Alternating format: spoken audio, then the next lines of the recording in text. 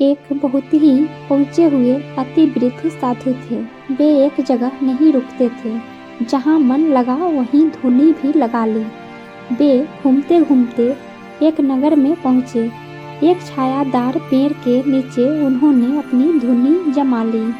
साधु की धुनी के सामने ही एक वेश्या का निवास था। उसके घर में लोगों का आना जाना लगा रहता था। साधु को पता नहीं क्या सूझी, जब वेश्या के घर कोई पुरुष जाता तब वे एक छोटा पत्थर अपनी धुनी के बगल में रख देते। इस तरह कुछ ही समय में पत्थरों का ढेर लग गया। एक दिन घर से बाहर निकलती हुई वेश्या को साधु ने टोका और अपने पास बुलाकर कहा, पापिन, देख अपने बुरे कर्मों का यह पहाड़। अरे दुष्ट, तूने इतने पुरुषों को भ्रष्ट किया है जितने इस ढेर में पत्थर है। तू तो नरक की भोगी होगी। वेश्या भय से कांपते हुए रोने लगी। साधु के सामने पृथ्वी पर सिर रखकर गिड़गिड़ाते हुए बोली, महाराज, मेरे पापों से उद्धार का मार्ग बताएं, मैं अक्षरशः उसका पालन करूंगी। साधु अत्यंत क्रोधित स्वर में बोले, तेरा उद्धार तो हो ही नहीं सकता, यहाँ से अभी चली जा। तेरा मुख देखने के कारण मुझे आज उपवास करके प्रायश्चित करना पड़ेगा। वेश्या दुखी हृदय के साथ वहाँ से चली गई। अब दिन प्रतिदिन उसे अपने बुरे कर्मों का पश्चाताप हो रहा था। वह निरंतर प्रार्थना करती कि उसके पापों के लिए ईश्वर उसे क्षमा करे। इसी पश्चाताप में एक दिन उसके प्राण निकल गए। उसी समय साधु की आयु भी पूरी हो रही थी।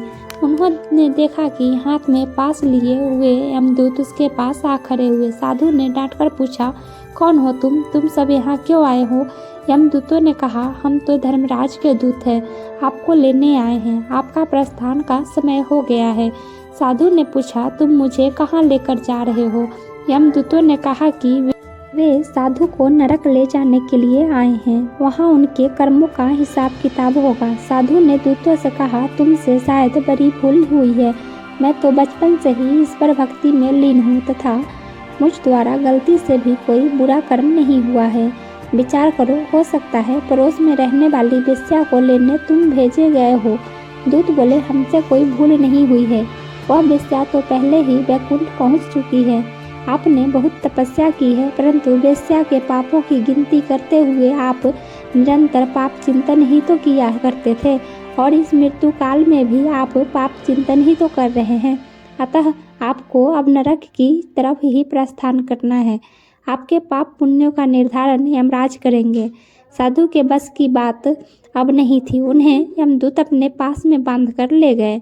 अतः मित्रों, हमें इस कहानी से यह सीख लेनी चाहिए कि दूसरों की हमेशा बुराई नहीं तलाशनी चाहिए, अतएव अपने आप पर ध्यान देना चाहिए। यदि कुछ बुराई दिखती भी है तो सामने वाले को सुमार्ग में लाने का प्रयास अवश्य करना चाहिए। धन्यवाद।